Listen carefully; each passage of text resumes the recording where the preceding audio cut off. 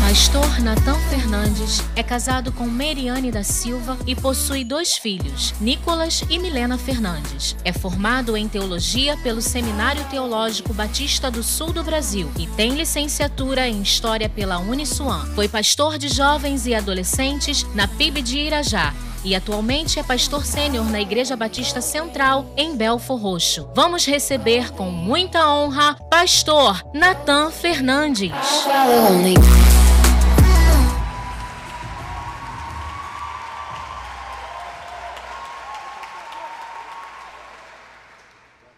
Boa noite, graça e paz. A paz de Jesus é o seu coração. Boa noite, Supere Conference. Cara, estar num lugar desse, eu não sei se você, como eu, tem às vezes de você agradecer de estar num lugar como esse.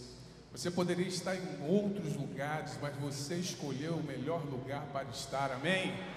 Cara, às vezes eu estou num lugar e eu estou assim, Senhor, muito obrigado, muito obrigado. E eu quero aqui agradecer ao Senhor Jesus por essa oportunidade, mas eu também tenho que agradecer ao Senhor e quero honrar a vida, né, dos meus amigos aqui.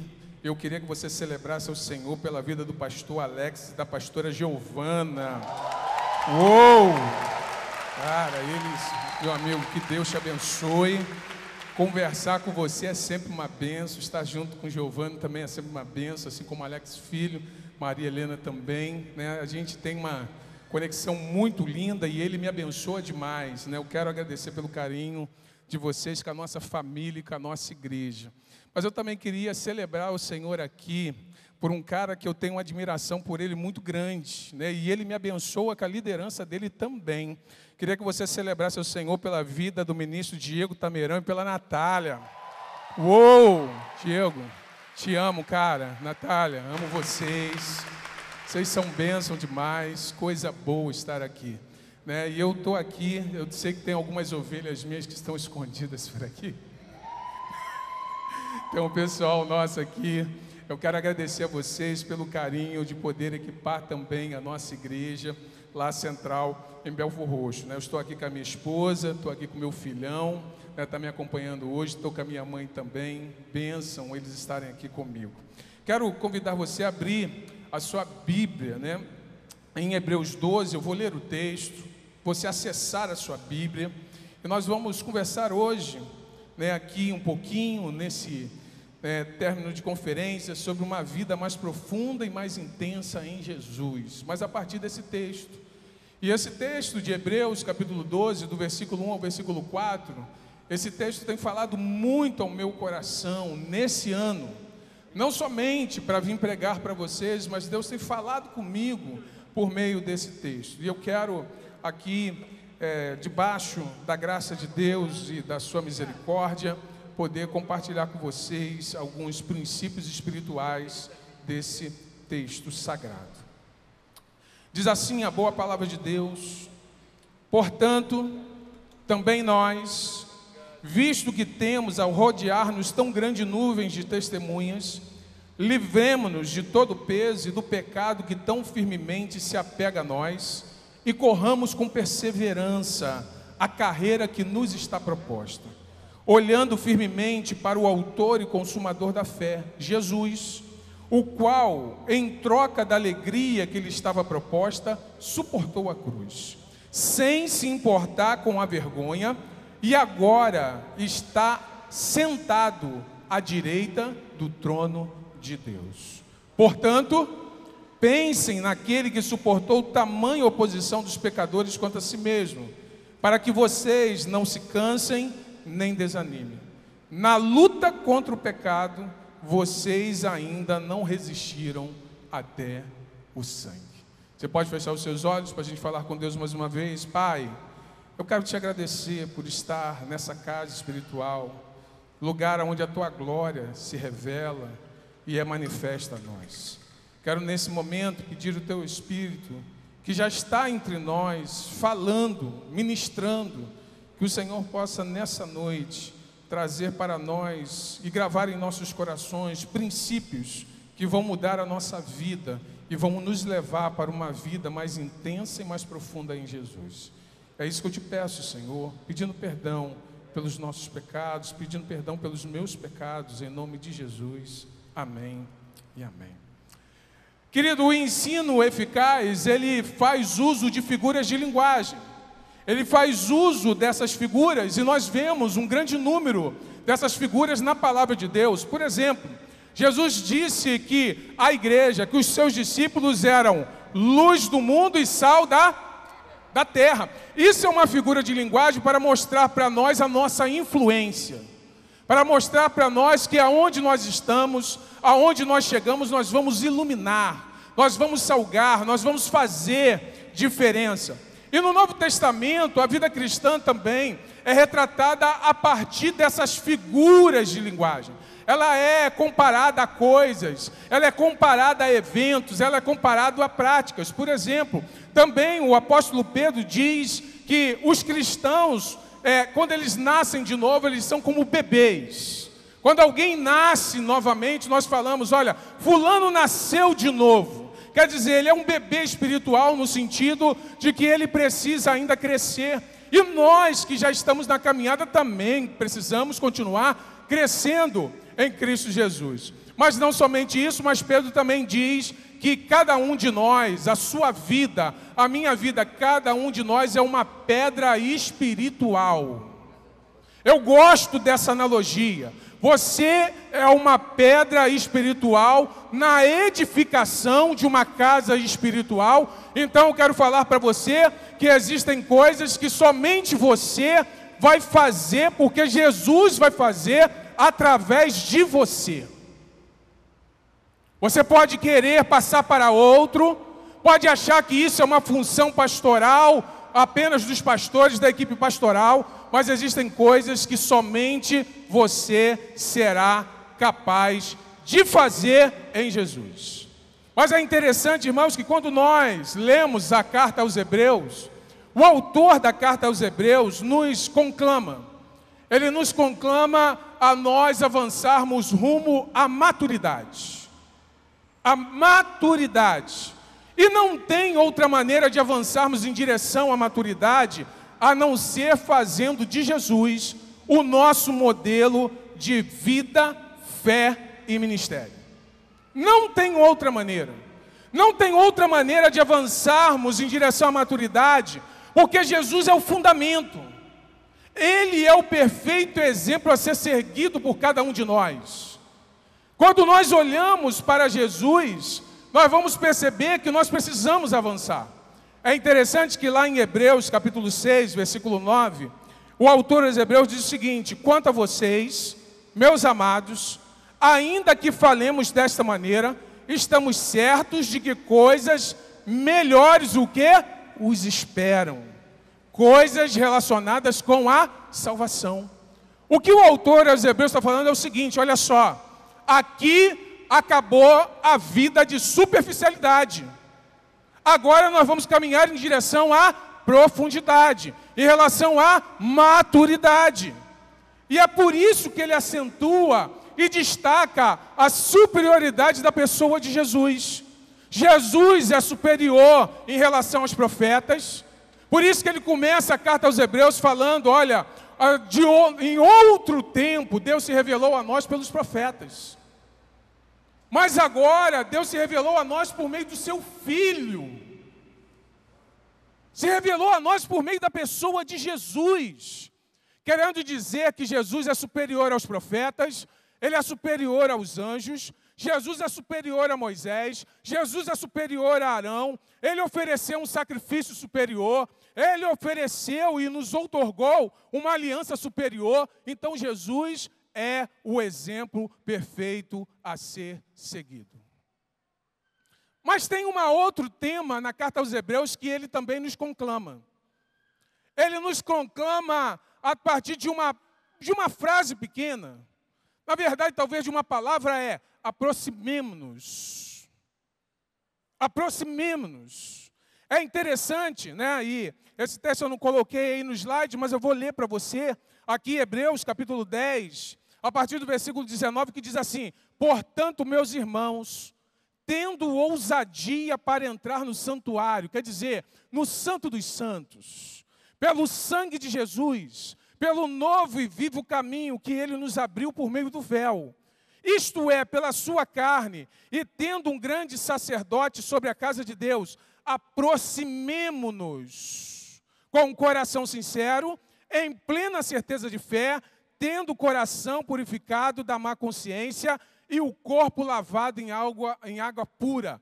Quer dizer, vamos nos aproximar, vamos nos aprofundar. Por quê? Porque dentro do contexto de aliança que Deus nos deu, em sua graça, por meio de um sacerdote perfeito, por meio de um sacrifício perfeito, Deus se aproximou de nós. E aqui está a beleza do Evangelho. A beleza do Evangelho não é que o homem se aproximou de Deus, mas foi que Deus veio até nós por meio de Jesus. É interessante que João, ele usa também, falando isso, fala, olha, e o Filho se encarnou. Ali a palavra encarnou se tabernaculou entre nós. E vimos a sua glória, como a glória do unigênito do Pai. Jesus veio até nós. E isso não é uma novidade, porque desde o Gênesis isso acontece. O homem foge de Deus e Deus está vindo, procurando o homem. Mas eu quero aqui, a partir daqui, tirar alguns princípios. O que nós vamos fazer, e eu achei muito lindo, aqui, quando no momento de intercessão, foi a Gisele, ela falou, nós já não somos mais os mesmos. E realmente, eu estava ali, eu não estava aqui na conferência, mas eu estava ali pensando, com a base de ensino que você tem, que você já recebeu desde o início do ano, até agora, você não pode ser mais o mesmo. Meu irmão, se for colocar hora-aula, de quanto tempo você já recebeu de hora-aula? Já fez o cálculo? Hora-aula, aqui de Bíblia. E meu irmão, com todo carinho, rapaz, vocês têm professores de Bíblia aqui maravilhosos, maravilhosos. Vocês têm um pregador aqui que eu admiro ele demais. Tem outros homens de Deus que às vezes eu estou lá no meu carro, eu estou lá. É verdade, amém. Eles nem sabem, mas eu estou lá no meu carro, amém. Veja quanto tempo de hora-aula, você não pode ser mais o mesmo. Eu não posso ser mais o mesmo. Nós não podemos ser mais os mesmos. Porque um dos problemas da igreja evangélica no Brasil é que ela tem uma extensão grande, mas tem pouca profundidade. Então o nosso problema não é extensão. O nosso problema é profundidade. E por isso eu achei que o tema dessa conferência, ele é propício para esse momento. E para o momento que o nosso próprio país está vivendo. Porque o que às vezes nós vivemos porque falta para as igrejas o quê? Profundidade. Então a primeira coisa que eu quero aqui destacar para você, o primeiro princípio é: assuma a responsabilidade de ser um exemplo de fé. Irmãos, eu gosto de olhar para esse texto, e eu tenho falado lá na igreja, às vezes nós lemos o texto e às vezes nós não percebemos a beleza. E aqui nesse texto tem uma expressão que eu quero chamar a sua atenção. Aqui a conjunção é portanto. Fala comigo assim, juntamente comigo, portanto. Portanto. Portanto. Portanto também nós. Esse portanto é uma conjunção conclusiva. Significa dizer, a partir de tudo aquilo que já foi dito, a partir de tudo aquilo que já foi falado a você, agora você precisa tomar uma postura de fé. Precisa tomar uma postura de fé. Então entenda que o autor aos Hebreus está aqui nos chamando. Olha, o que foi dito no capítulo anterior? Foi dito no capítulo anterior sobre os exemplos de fé. Eu particularmente, eu aprendi, quando mais novo, que era heróis da fé, mas eu prefiro exemplos de fé. Porque no cristianismo não existe heroísmo. No cristianismo existem exemplos de fé. Porque o herói, ele é sempre um cara solitário. O herói é sempre alguém que tem que fazer tudo sozinho. E eu não gosto disso, eu gosto desse ajuntamento. Eu gosto da beleza de nós olharmos para alguém e ver que pessoas aqui que estão do nosso lado são exemplos de fé. E aqui o autor aos Hebreus fala para nós o seguinte, preste bem atenção, ele toma alguns exemplos de fé. E logo no capítulo 11, a partir do versículo 4, a partir do versículo 4 até o versículo 6, ele toma 3 exemplos de fé. O primeiro exemplo de fé é Abel. Irmãos, e quando eu leio esse texto, eu fico mexido com ele. E por que eu fico mexido com ele? Porque diz lá o texto que Abel ofereceu uma oferta superior à de Caim. Mas o que me chama a atenção não é porque ele ofereceu uma oferta superior. O que me chama a atenção é que ele recebeu a aprovação de Deus. E você e eu, se não tomarmos cuidado, nós fazemos as coisas para receber a aprovação das pessoas. Não adianta ser aprovado pelas pessoas e ser reprovado por Deus. Quando eu vou para uma vida mais intensa e mais profunda com Jesus, eu entendo que a maior coisa que eu tenho que fazer é receber a aprovação de Deus. E aí é interessante que isso não impede Abel de morrer. Caim matou Abel. Mas diz lá o texto de Hebreus 11, versículo 4, e essa expressão também chama muito a minha atenção, que diz assim, mesmo depois de morto, ainda fala. Mesmo depois de morto, ainda fala. Eu não sei você, mas eu já estive em alguns lugares que parecia que o morto estava falando mesmo. O exemplo de fé era tão forte que, na verdade, nós estávamos ali, não era para celebrar a morte, nós estávamos ali para celebrar a vida em Jesus. Porque mesmo depois de morto ainda fala. Mas não somente isso, mas ele também dá um outro exemplo, que é o exemplo de Enoque. E você sabe bem quem foi Enoque. Enoque andou com Deus de tal maneira que Deus o que fez? Chamou Enoque. Aí interessante. Eu queria que você acompanhasse o raciocínio. Olha só, Abel recebeu a aprovação de Deus, mas isso não impediu Abel de morrer. Mas Enoque agora anda com Deus e ele não experimenta a morte. Ele não experimenta a morte. Diz lá o texto que Deus o tomou para si de tal maneira que ele não experimentou a morte. Mas depois de Enoque, ele coloca um outro exemplo de fé, que é o exemplo de Noé. Aí é uma coisa lindíssima. Porque agora Noé, vivendo uma vida, olhando para o futuro, olhando para a palavra de Deus, aplicando fé nessa palavra, ele não somente se salva, mas salva ele e a sua. Porque Noé construiu uma arca não somente para o seu próprio livramento, mas para o livramento da sua família. O que eu quero dizer para você é que uma vida mais profunda e mais intensa com Jesus produz frutos que mudam destinos, mudam histórias, mudam famílias. Famílias aqui nessa noite vão ser mudadas para a glória de Deus. Porque a sua vida vai ser usada para a glória de Deus. E quando alguém olhar para a nossa casa e vai falar assim, eu acho que aqui mora o Noé. Aqui mora o Noé, cara.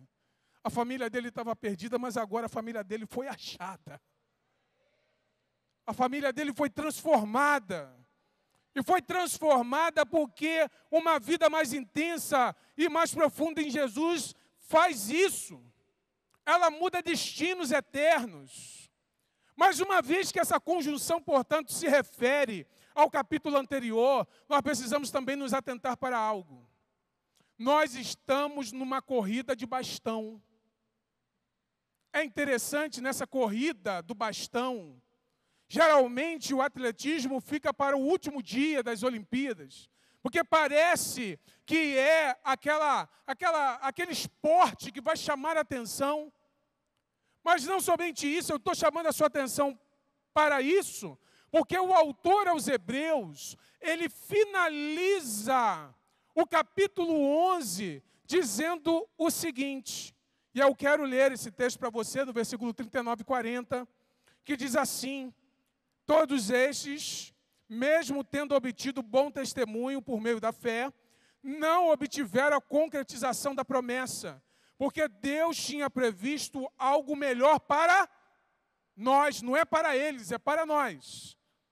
Para que eles, sem nós, não fossem o quê? Aperfeiçoados. Então, preste bem atenção. Irmãos, aqui, o que eu entendo com muita clareza é que aqueles que já correram não ganharão o prêmio, a não ser que os últimos corram bem também. Pastor, mas a salvação é individual, é verdade. Mas preste bem atenção, nós temos que ter conexão com a nova geração. Hoje eu estava lá na igreja à tarde, falando para o Conexão Sênior da minha igreja, falando para eles, a formação da nova geração deve ser uma prioridade na nossa vida. Eu não sei você, mas quando eu estou lembrando de coisas mais do passado do que olhando para o futuro, eu estou achando que eu estou ficando velho. Tem hora que lá na igreja eu falo algumas coisas que eu tenho que falar para os meninos assim, ó, dá o Google, brother. Por quê? Porque eu estava falando hoje lá no Conexão Sênior, lá na igreja. Eu sou da geração de 75. E a galera de 75, né, pegou ali o falecido São Jorge, o ônibus São Jorge que passava ali, aquela empresa. Quem aqui é desse tempo do São Jorge? Tem muita gente aqui também. Você está com DNA, data de nascimento antiga. Aleluia. Meu irmão, Joabe, aquela rodoviária de Belford Roxo, que eu pedia para demolir aquilo. Eu falei, meu Deus, isso não é de Deus não, meu irmão. Eu falei, gente, o que é isso? Aí eu tenho que falar para a geração mais nova, dá o Google. Porque eles não sabem. Mas o que eu estou querendo dizer para você é que uma vida mais profunda e mais intensa com Jesus vai nos impulsionar a um compromisso com a unidade da nossa família da fé. O mais importante não sou eu, o mais importante somos nós. O mais importante somos nós. Talvez essa igreja vai viver coisas tão extraordinárias que essa geração está preparando já para a próxima geração, para a glória de Deus. A Igreja Batista Central de Belford Roxo talvez vai viver coisas tão extraordinárias que Deus está usando a geração que está lá agora para preparar o terreno e o ambiente para a próxima geração. Porque eu tenho aprendido que toda liderança não deve ser o teto. Toda liderança deve ser uma plataforma de lançamento. Porque se toda liderança for uma plataforma de lançamento, haverá continuidade na família da fé e haverá continuidade no reino de Deus para a glória de Deus. Porque não é sobre mim, não é sobre você, é sobre nós. Quando alguém estiver lá na frente, vai lembrar que atrás existiu um homem de Deus, existiu uma mulher de Deus, que estava comprometido em entregar o bastão para a próxima geração. Mas eu quero convidar a essa geração e a próxima geração a estar preparado para receber o bastão. E a minha oração é que vocês vivam coisas lindas na presença do Senhor. Porque nós desejamos isso. Porque os planos de Deus envolvem tanto os santos do passado como os santos do futuro. O plano de Deus não se resume e não cabe apenas em uma geração. Mas o segundo princípio que eu quero aprender com os irmãos aqui é: não se deixe dominar pelas distrações. Uma das coisas que eu tenho pedido a Deus por mim mesmo é assim: Senhor, não me deixe me perder nas minhas distrações. Porque às vezes as distrações podem ser fatais. E nessa parte aqui, o autor aos Hebreus está usando a figura de linguagem de uma corrida. E nessa corrida, nós não podemos ficar distraídos. E para ser qualificado como um bom corredor, nós precisamos lutar para perder gordura corporal extra, mediante o fortalecimento dos nossos músculos. É engraçado que tem hora que para ganhar peso, irmão, é fácil. Para perder peso, o negócio é difícil. Tem hora que eu falo assim: meu Deus. E aí, deixa eu dar um conselho aqui com todo carinho. Irmão, quando você vê um irmão mais fofinho, não precisa falar para ele que está fofinho, que ele sabe que está fofo.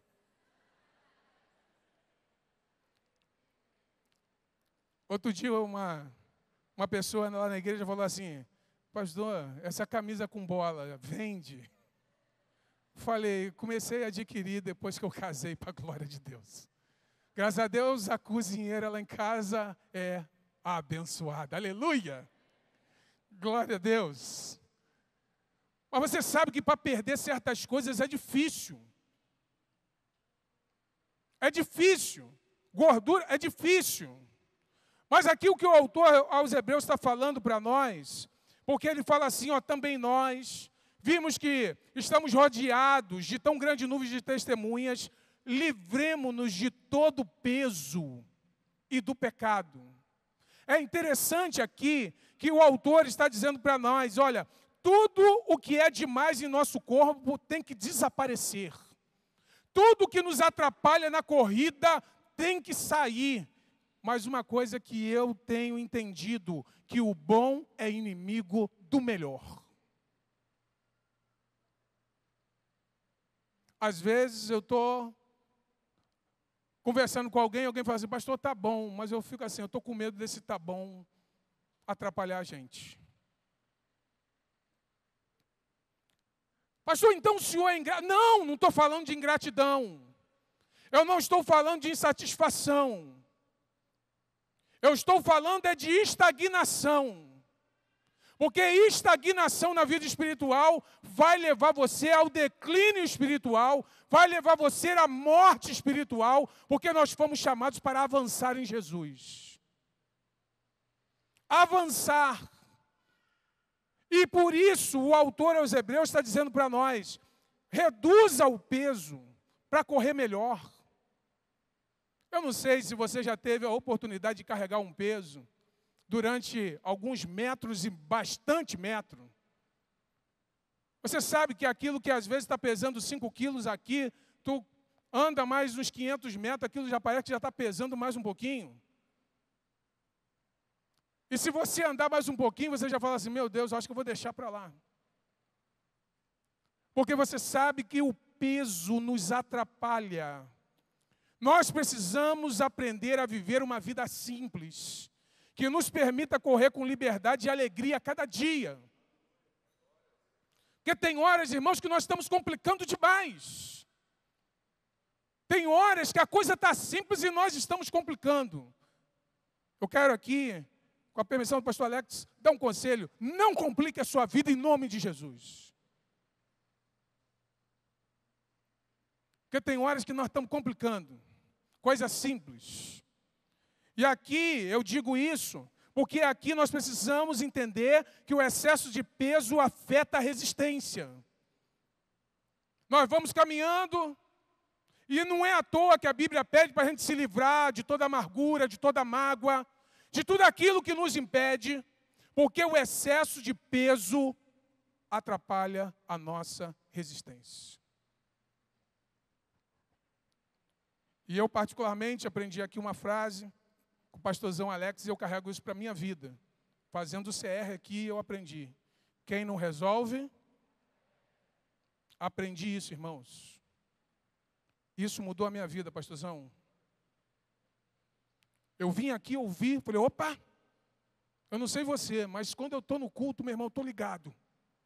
Que uma frase pode mudar. E isso está mudando. Mudou. Falei, opa, tem coisa pendente, tem coisa que tem que resolver, tem coisa que tem que aliviar a bagagem.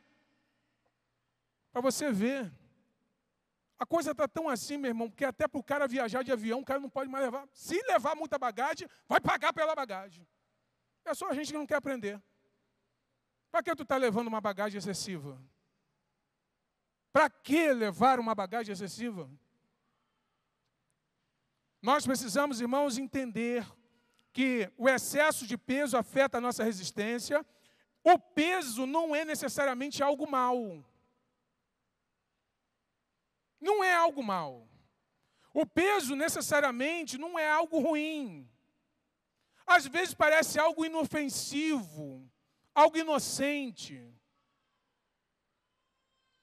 O peso, irmãos, às vezes parece que não tem problema nenhum, mas ele nos aflige, ele desvia a nossa atenção, e ele faz com que as nossas energias sejam drenadas, e acaba amortecendo o nosso entusiasmo pelas coisas de Deus. Irmãos, nós temos que ser apaixonados pelas coisas de Deus. Nós temos que ser apaixonados pelas coisas de Deus. Porque as coisas de Deus, irmãos, elas são sublimes.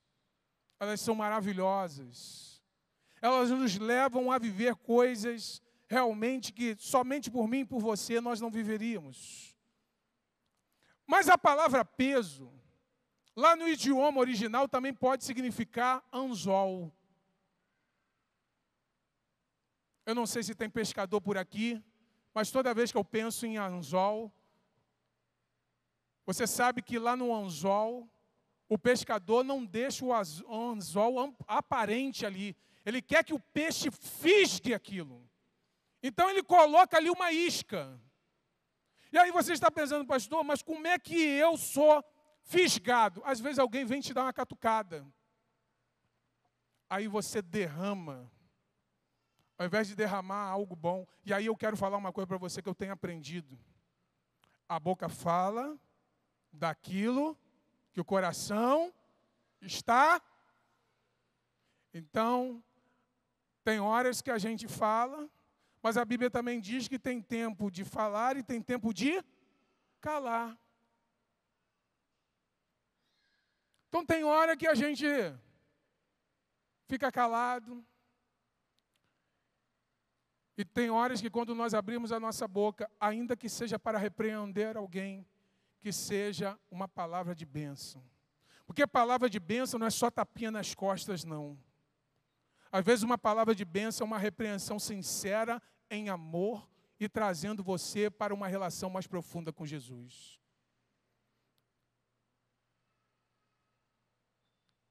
Deixa eu falar uma coisa. Cuidado com os tapinhas nas costas. As pessoas que amam você de verdade vão ter coragem de chamar você e falar coisas para você que talvez você nem gostaria de ouvir, mas vai falar com o espírito de brandura e mansidão em Jesus. E você que tem o Espírito Santo de Deus vai discernir com muita clareza que aquela palavra foi uma palavra que veio a partir da pessoa de Jesus. Nós olhamos aqui por quê? Porque o texto continua nos dizendo para a gente se livrar de todo peso. Quais pesos ou impedimentos estão nos atrapalhando ou podem nos atrapalhar? Preocupações, ira, raiva, malícia, mágoa, amargura. Irmãos, tudo isso, todos nós estamos sujeitos a isso. Você sabe que tem horas que a gente precisa entender que a nossa vida sempre tem uma dimensão espiritual. E às vezes você não está bem. O outro encontra com você e parece que também não está bem e dá uma palavra também que não é boa. E aquilo pode gerar algo também que não é muito bom. Mas quando você não está distraído, você consegue fazer o discernimento e entender. Fulano não estava bem. Eu não serei e não reagirei de acordo com aquilo que fulano espera. Porque a minha inspiração é a pessoa de Jesus. E, meu irmão, e quando eu olho para Jesus nas suas relações, tem hora que eu falo assim, Senhor, me ajuda, eu preciso aprender mais. Eu preciso aprender mais. Eu preciso me aprofundar mais. Pare de culpar os outros pelos nossos defeitos. Pecado dos outros não deve gerar pecado em nós. Não te deixes vencer pelo mal, mas vença o mal com o bem. Eu tenho aprendido. Nós devemos remover de nós tudo aquilo que representa algum empecilho para o nosso avanço. Identifique pesos desnecessários. Identifique aquilo que você está carregando, aquilo que está esgotando você, aquilo que está diminuindo o seu ânimo, independente de ser tão inocente ou não. Você sabe que hoje nós vivemos com os nossos celulares, e se você não tomar cuidado, meu irmão, isso rouba. Outro dia eu tomei um susto. Eu tenho no meu celular um aplicativo que verifica a hora. Quanto tempo eu passei? No final de semana eu fui reparar. Aí estava lá. 24 horas. Eu falei, meu Deus, perdi um dia. Não é possível. Na semana toda. Logicamente que a gente vai respondendo mensagens, nós vamos fazendo as coisas, mas eu falei, Senhor, eu fiquei pensando, será que eu poderia ter aplicado essas horas de maneira mais sábia? Porque todo mundo quer ter o quê? Mais tempo. Mas eu fiquei entendendo que eu é que sou responsável pelo tempo que Deus me deu. Não adianta eu culpar ninguém. Ah, não, mas não. Eu é que não soube usar. Não soube usar. Nós precisamos, irmãos, entender que nós temos pontos cegos. Aí você vai precisar de um treinador. Porque todos nós temos pontos cegos. Tem coisas que você não consegue enxergar. Você vai precisar de alguém para caminhar lado a lado com você. Quando eu falei aqui, e eu falei isso com a minha esposa, depois de uma conversa que eu tive aqui com o pastor Alex, meu Deus, como é que aquela conversa foi abençoadora, meu amigo. Eu falei, meu Deus, que bênção. Irmãos, que bênção é ter alguém que está olhando e está falando, olha, você já viu isso? Você já tomou conta disso? Porque Deus usa pessoas para abençoar as nossas vidas e para nos levar para um relacionamento mais intenso e mais profundo com Jesus. Porque elas já assumiram a responsabilidade de serem exemplo de fé, elas também já estão trabalhando e não se deixam dominar pelas distrações. E eu acho muito interessante porque um autor chamado William Barclay, um comentarista, ele diz o seguinte: na vida cristã é um dever essencial descartar coisas, hábitos, prazeres, confissões e associações que nos arrastam para trás e nos atiram para baixo. Devemos abandonar tudo aquilo que nos retém e frequentemente necessitaremos da ajuda de Cristo para poder fazer isso. Eu quero falar para você que tem coisas que você não vai conseguir fazer sozinho. Você vai precisar de ter a humildade de pedir alguém. Alguém que tenha Jesus como modelo de vida, de fé e de relacionamento com Deus para caminhar lado a lado com você. Mas não somente isso, mas eu quero... O terceiro princípio é suporte às dores do crescimento. Você sabe que tem hora que Deus está esticando a gente. Tem horas que nós enfrentamos situações na nossa vida, seja ela profissional, na família, seja ela, às vezes, nas nossas relações uns com os outros, em que Deus está nos esticando. E na caminhada em direção à maturidade, como nós já dissemos, não cabe mais superficialidade. E se nós queremos alcançar a vitória, se nós queremos ter uma relação, uma vida mais intensa e mais profunda com Jesus, nós precisamos olhar atentamente para Jesus. E esse texto tem falado comigo por causa dessa frase. Lá no versículo 2 diz: olhando firmemente para o autor e consumador da fé, Jesus. Olhando firmemente. Olhando firmemente.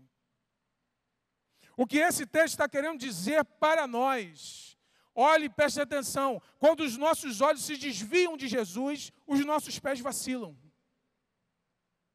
Quando os nossos olhos se desviam de Jesus, nós nos afastamos do curso pré-determinado. Porque existe uma corrida proposta para nós e nós precisamos olhar para Jesus. Aqui a recomendação ela é profunda. É interessante que o autor começa essa parte prática da carta dizendo, portanto, mas agora ele diz assim, olhe firmemente para Jesus. Em outras palavras, agora você vai deixar de olhar para as testemunhas do passado. Agora você vai deixar de olhar as pessoas ao redor de você. Agora você vai olhar somente para Jesus. Eu não sei você, mas eu tenho entendido que eu preciso aprender mais com Jesus e sobre Jesus. Porque quando eu olho para Jesus, a minha vida será inspirada. Porque o meu olhar está concentrado na vida terrena de Jesus. Uma coisa interessante, Jesus não escolhe os doutores da lei, Jesus escolhe os caras improváveis. Meu irmão, eu estou feliz porque Deus escolhe os improváveis. E se Deus escolhe os improváveis, louvado seja Deus por isso. Por isso eu estou aqui e você está aí. Porque se a gente for olhar a nossa história direitinho, se você for sincero, legal mesmo, você sabe que, pelo menos quando eu jogava bola na rua, eu não era o craque, mas eu era mediano. Então eu era o terceiro a ser escolhido, às vezes o quarto. Mas uma coisa eu aprendi, que o dono da bola geralmente nunca era o cara que jogava bem. E às vezes o cara era escolhido porque era o dono da bola. Mas eu louvo a Deus porque Deus não tem esses critérios de escolha. Deus olha para mim e para você. Aquilo que você não viu, Jesus já viu em você. E porque Jesus já viu em você, Ele te escolhe. E Ele te escolhe para provar para os outros que a grandeza do poder é dEle, que a glória é dEle, que a honra é dEle e que o louvor é dEle. É por isso que o autor vai falar, olhe firmemente para Jesus. Mas não somente isso, mas ele também está dizendo, olha, preste atenção, na vida cristã nós temos uma presença. Aquele com quem nós vamos nos encontrar é aquele que nos acompanha no caminho. Cara, isso é maravilhoso. Porque aquele que nos espera é o mesmo que anda conosco. E quando nós chegamos no futuro, Ele já está no nosso futuro. Porque já preparou o futuro para nós. Aquilo que você não tinha condições, mas Ele já preparou. Louvado seja Deus. Porque a lógica desse olhar constante é o fato simples de que Cristo é o autor e é o consumador da fé. Ele é o alfa, Ele é o ômega, Ele é o princípio, Ele é o fim. Ele é aquele que começa e Ele é aquele que termina. Mas eu quero chamar a sua atenção também, porque Ele continua dizendo o seguinte, o qual em troca da alegria que estava proposta. Nós somos uma geração hoje que sempre quer experimentar a alegria e não tem problema nenhum experimentar a alegria. E a alegria em Jesus é maravilhosa, mesmo quando nós passamos situações adversas. Mesmo quando nós passamos situações adversas. E nós vamos ver, irmãos, aqui, que o autor está dizendo o seguinte, olha só, a desonra da cruz, porque a cruz era uma desonra.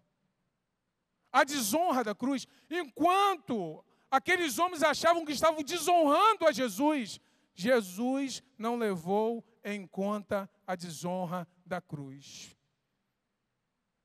Não levou em conta a sua vergonha, o seu estigma social, aquilo que poderia se tornar um embaraço para os leitores dessa carta. O autor está falando, olha, o exemplo de Jesus deve nos encorajar a olhar as nossas dificuldades, a olhar a nossa vida e perceber que Jesus suportou a agonia do Getsêmani sozinho, suportou a ira de Deus no Calvário sozinho, em obediência ele suportou a angústia da morte da cruz sozinho, mas agora ele está conosco. Aquilo que ele suportou sozinho, você, graças a Deus, não precisa suportar sozinho, porque Jesus está contigo no caminho. Que coisa maravilhosa! Nós precisamos suportar as dores do crescimento, porque aquele que sofreu a maior vergonha, o próprio Jesus, desprezou a vergonha por completo, porque ele foi capaz de suportar e desprezar a vergonha da cruz, por causa do resultado. E eu gosto quando o texto termina, que diz assim, ó, sem se importar com a vergonha, e agora está sentado à direita do trono de Deus.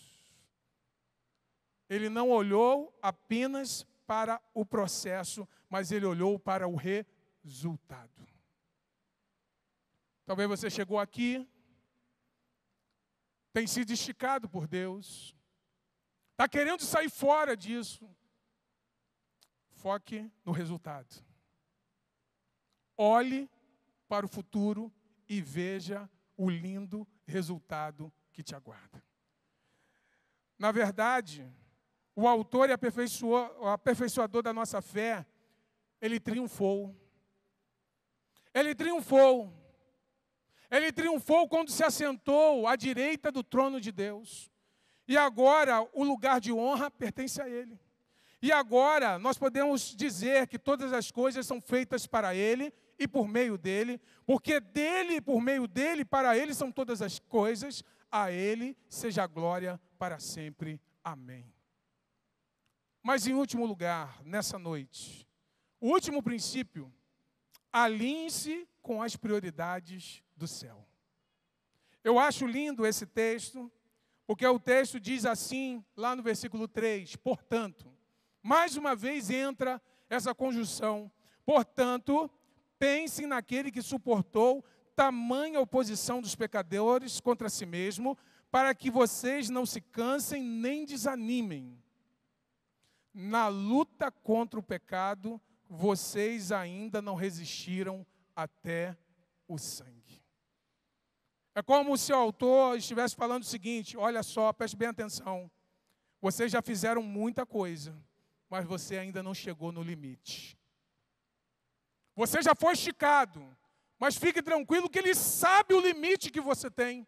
E não vai permitir que você seja esticado além do que você pode suportar. Olhe atentamente para toda a vida de Jesus. É isso que o autor está falando para nós. Reflita sobre aquilo que ele teve que enfrentar. Olhe para os seus sofrimentos. Jesus encontrou incredulidade obstinada, oposição absoluta. Ele sofreu o ódio do mundo, que se coloca contra a verdade de Deus.